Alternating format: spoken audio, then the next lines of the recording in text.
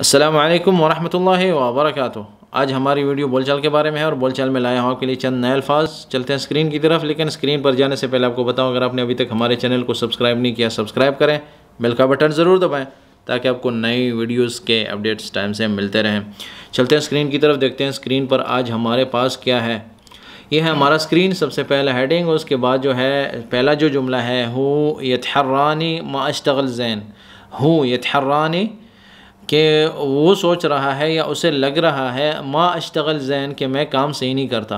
Who यतहर्रानी मा अश्तगल ज़ैन, उसे लग रहा है कि मैं काम सही नहीं करता। या तो हम इस तरह भी कह सकते हैं कि हु यतहर्रानी अश्तगल ज़ैन, कि वो समझता है कि मैं काम ठीक करता हूँ। लेकिन इसमें क्या होगा कि आप अपने बारे में नेगेटिविटी बयान कर रहे हैं, पॉजिटिविटी नहीं। कि अगर जुमला नेगेटिव है कि वो समझता है कि मैं काम नहीं करता, इसका मतलब है आप काम कर रहे हैं। लेकिन अगर हम कहते हैं कि उसे लग रहा है कि मैं काम कर रहा हूँ लेकिन मैं असल में काम नहीं कर रहा, तो ये जो जुमला, इस तरह के जो जुमले होते हैं, ये सिर्फ अल्फाज मानी अपने समझने, इसलिए मैं बता रहा हूँ आपको।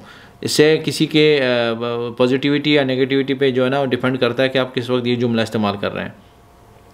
हु यतहर्रानी अश्तगल ज़ैन, ठीक है। अगर हम कहते हैं कि हु यतहर्रानी अश्तगल ज़ैन, उसे लग रहा है या वो समझता है कि मैं काम ठीक करता हूँ, या उसे लगना भी चाहिए कि मैं काम ठीक कर रहा हूँ। लेकिन मा अश्तगल ज़ैन का मतलब है कि उसे लग रहा है कि मैं काम ठीक नहीं करता। हु यतहर्रानी मा अश्तगल ज़ैन, कि उसे लग रहा है या उसे वो समझता है कि मैं काम ठीक नहीं करता। दूसरा जो जुमला है कि अंत साकिन फ़ी सकन अत्तुल्लाब या सकन अल-उम्माल।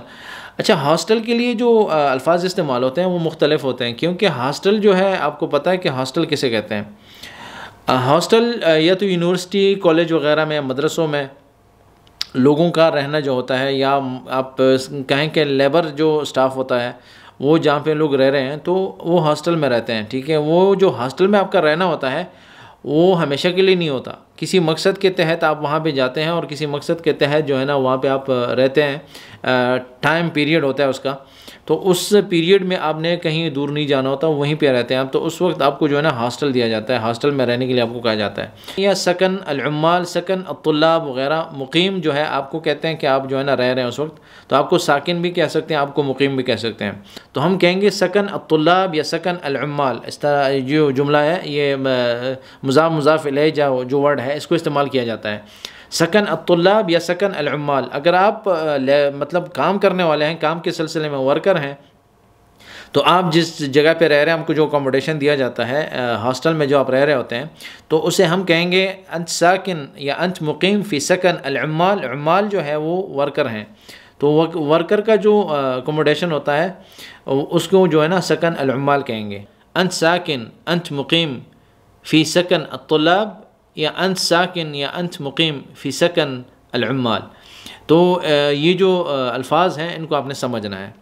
तीसरा जो जुमला है वो है इर्तफ़अत अल-अस्आर फ़िल अस्वाक़, के मार्केटों में जो है प्राइसेस या कीमतें इतनी बढ़ गई हैं। चन्हा तुतीर, कअन्नहा, चन्हा जो है बोलचाल है, और कअन्नहा तुतीर, के मतलब यहाँ पे बात हो रही है, किसकी हो रही है? अल-अस्आर, अस्आर की बात हो रही है, कि कीमतों की बात हो रही है, कि कीमतें इतनी बढ़ गई कि वो उनको पर लग गए, कीमतों को पर लग गए। तो उर्दू में और अरबी में फ़र्क है, अरबी में और इंग्लिश में फ़र्क है, उर्दू और इंग्लिश में फ़र्क है, इसलिए तो अलग अलग ज़ुबानें हैं। तो उर्दू में जिस तरीके से आपने लिखा है कि बाज़ारों में कीमतों को पर लग गए, तो अरबी में जो है ना कीमतों को पर नहीं लगते। मिसाल दे रहा हूँ, तो अरबी में हम इस तरह कहेंगे कि इर्तफ़अत अल-अस्आर, की कीमतें बढ़ गई, इतनी बढ़ गई फ़िल अस्वाक़, मार्केटों में, कि चन्हा या कअन्नहा ततीर, मतलब उन्हें पर लग गए हैं। तो कीमतों को पर कैसे लगते हैं? एक वो बनता है ना कि मतलब, लेकिन उर्दू में जब हम कहते हैं कि कीमतों को पर लगे, मतलब कीमतें इतनी बढ़ गई, इतनी ज़्यादा हो गई कि हर चीज़ पर हावी हैं।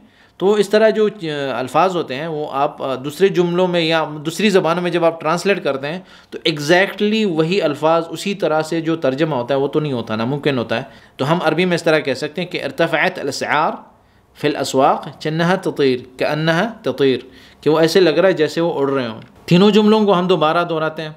हु यतहर्रानी मा अश्तगल ज़ैन, अंत साकिन, अंत मुकीम फ़ी सकन अत्तुल्लाब, या अंत साकिन या अंत मुकीम फ़ी सकन अल-उम्माल। तीसरा जो है इर्तफ़अत अल-अस्आर फ़िल अस्वाक़ चन्हा ततीर, कि वो ऐसे लग रहा है जैसे वो उड़ रहे हों। आखिरी जो खुलासे कलाम है, नॉर्मली अल्फाज आगे पीछे, तर्जमा जो है वो अलग अलग होता है, आपको बताया। और अल्फाज जो हैं मज़ीद हमारे साथ कमेंट में जो है ना, कमेंट के ज़रिए शेयर करें हमारे साथ, ताकि हम उनको कंटेंट में ऐड कर सकें और आपके साथ वीडियोस में शेयर कर सकें। आप सबका शुक्रिया वीडियो देखने का। इस चैनल को आपने सब्सक्राइब करना है और शेयर करना है, और बेल का बटन ज़रूर दबाएँ ताकि आपको नई वीडियोज़ के अपडेट्स टाइम से मिलते रहें। दुआ में याद रखें। अस्सलामु अलैकुम व रहमतुल्लाहि व बरकातुहू।